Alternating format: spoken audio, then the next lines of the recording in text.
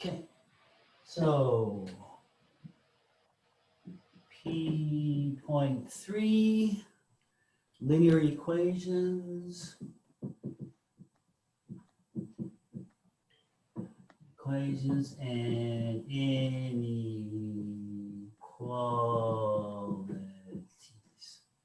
Okay, so rather than split this in two, I'm just going to go through the entire thing. We're going to power through the entire thing, and then we'll work on our homework, all right?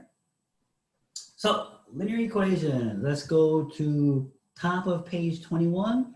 There is a blue box and has the properties of equality. Go ahead and read that for me. Go ahead and read that for me. There was a reflective, symmetric, transitive, addition, and multiplication. Shouldn't be any questions there. These are all, you should be familiar with this. This is stuff we did in mid-high math too, pre-algebra, one or the other, right?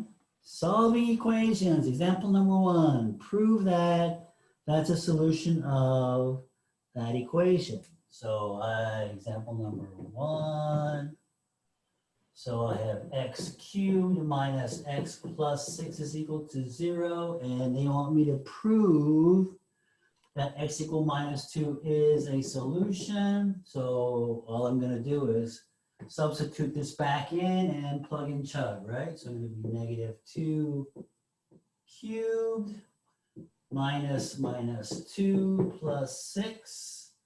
So I'm going to get negative 8 here. This is negative 8, and then I'm going to have minus, so that becomes a plus. So yes, indeed, it is 0. So yes, indeed, that is how I prove that it's a solution. Okay. Linear equations in one variable. Bottom of page 21, there is a blue box. A linear equation in x looks like that. Okay. All right. Flip the page. Operations for equivalent equations. Top of page 22, there's a blue box there. So yeah, this should be pretty simple. This is all stuff you know. Let's see if we can do example number 2, solving a linear equation.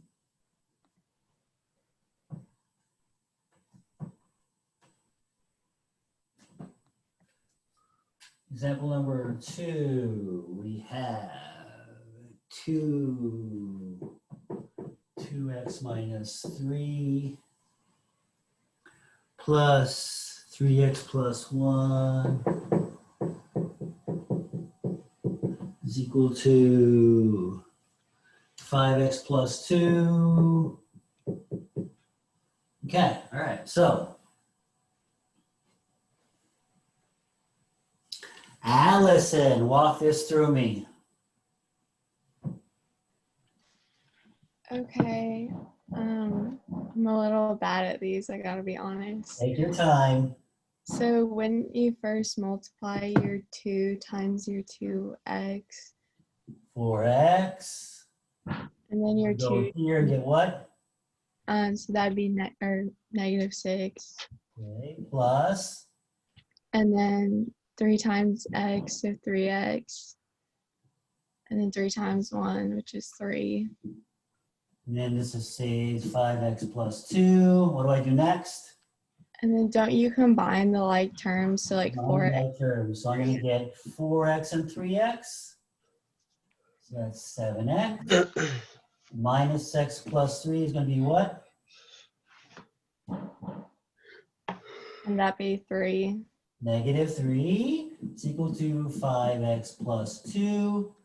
What's next? And then don't you subtract the 7x from 5x? I could do that, or I could subtract the 5x from both sides. Which would you rather do? Oh, the 5x, so then it's positive. Correct. So we're going to move this, so I'm basically going to move this over, right? So it's going to be 7x minus 5x. And I'm going to move this 3 over there. And I had 2, and now I'm going to be adding 3, right? Because when the move goes over, it becomes plus, right? So then I'm going to get 2x is equal to 5, x is equal to 5 over 2. Thank you, Allison. Good. All right, so x is going to be equal to 5 over 2. Okay, we're good with that. Let's go to example number 3. Example number 3.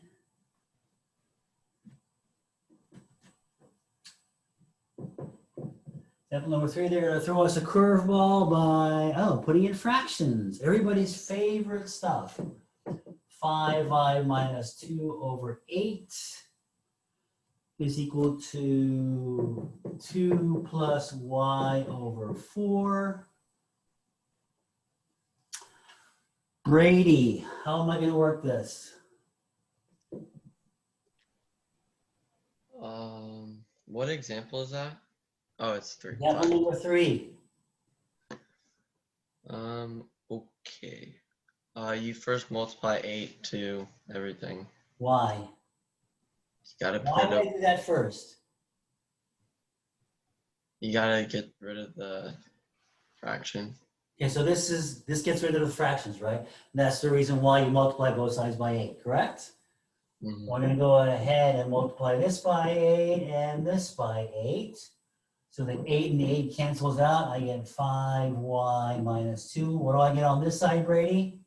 16 plus 2y. Close. It's 4. Oh, it's 2y. Okay, you're good. I thought it was 4. 2y. What's next? And then you subtract the 2 over. Or And you, move the 2y. Oh, you're going to subtract the 2 over first? Okay. yeah.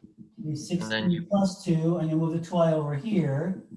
5y minus 2y. What do I get on this side? You get 3y. 3y. What do I get on this side? 18. So I get 3y is equal to 18. Y is going to be equal to 6. 6. And I can verify this by doing what? How would I verify this answer? You plug in 6 for y. I can substitute back in, right? I'm not going to do that, but realize that that's how you would do that, okay?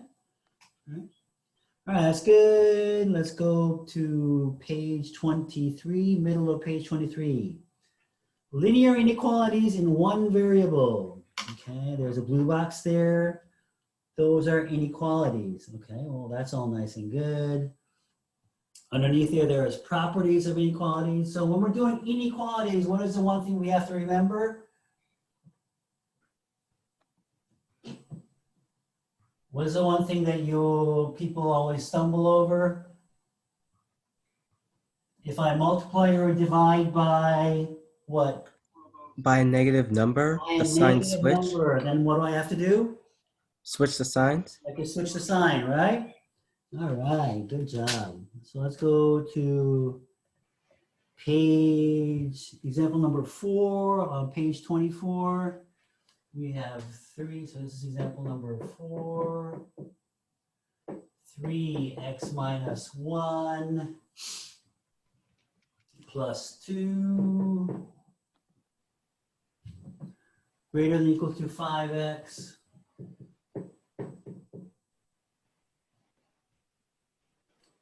plus 6. Okay.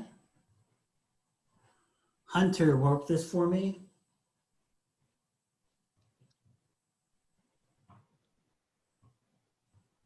Hello? Yeah, sorry. So you distribute property for 3x 3 This minus 3 plus 2, and these are all the same. What's next? Then you add minus plus 2 get negative 1. Okay, so if I combine this, I get negative 1, right? Yeah. Let's go ahead and just say we did that. Negative 1, and then what?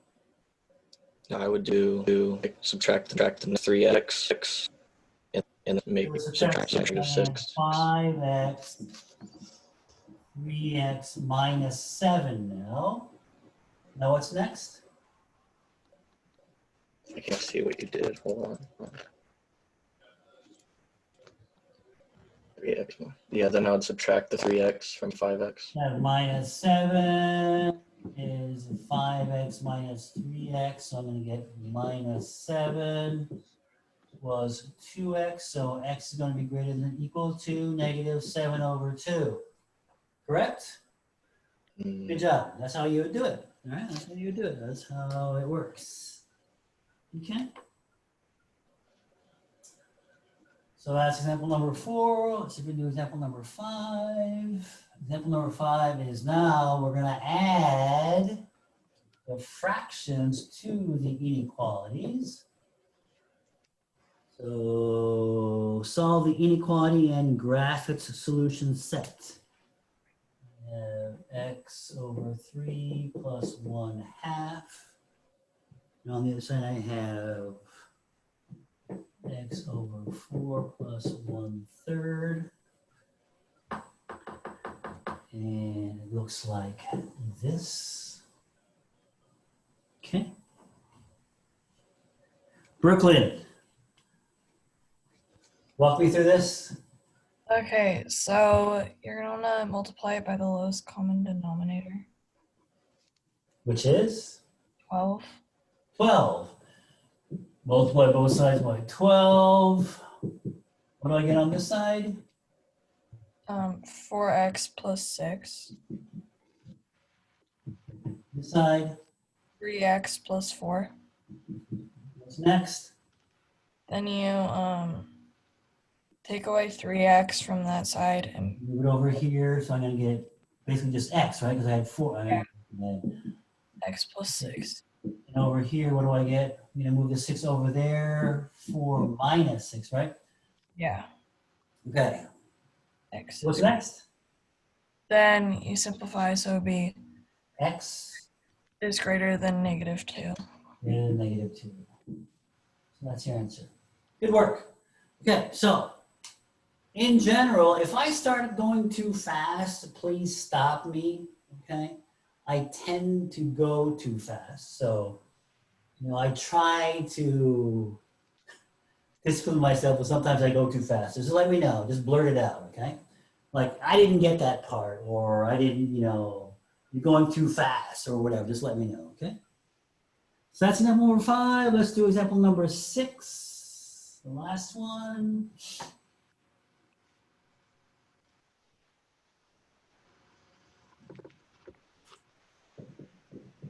Example number 6. We have a double inequality. 3 less than, and we have 2x plus 5 over 3. And I'm going to have 5. Okay. So, Christina, how am I going to work this?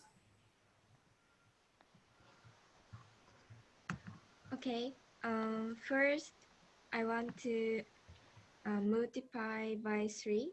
Okay, so we're going to multiply by 3 to get rid of the fractions, correct? Yeah, I'm going to get negative 9. Okay, what's next? and next I want to put out the positive 5. Yeah, so you want to get rid of this. You're going to do, so you're going to what? So I will I will do negative 5 for both -9 and 15. Okay, so from here, we're going to, so on all of these, we're going to go ahead and subtract 5 is what she's saying. If I subtract 5 here, I get negative 14, 2x. If I subtract 5, I get 10, okay? Yes. One next? And I don't know how to say in English, but there's x has 2x, so I want to make it the simple x. So the left side will be -7 and the right side will You're going to be divide by 2. You're going to divide by 2, okay? divide So by it's going 2. to be -7 and 5. And that is correct. Very well done. Okay, so When you have double inequalities like this, at the end of the exercise, make sure your answer makes sense. Okay? Sometimes, now if I had a negative here, right? If I had a negative here, which means that this would be negative, okay? So what's the next step here? Next step here would be dividing by -2. So I'm going to divide by -2, right? So I'm going to get 7 here. I'm going to get -5 here, right? So it would be like this and like this, because I have to switch the signs, right? I have to switch the signs, okay? So make sure that the 7 here is indeed greater than the -5. But sometimes you can end up with an answer that looks like this. Okay? And if you write your answer like this, you will not get full credit. Why will you not get full credit? Anybody? Because according to your logic, -5 is greater than 7. That doesn't make any sense, correct? So the correct way to write this would be x is less than -5 or x is greater than 7. Okay, this is the way it should be written. You cannot combine it in this fashion. Are we good with this? Do we understand this? All right, are there any questions on what we talked about, P.3? Okay. If not, let's go ahead and get working on the homework.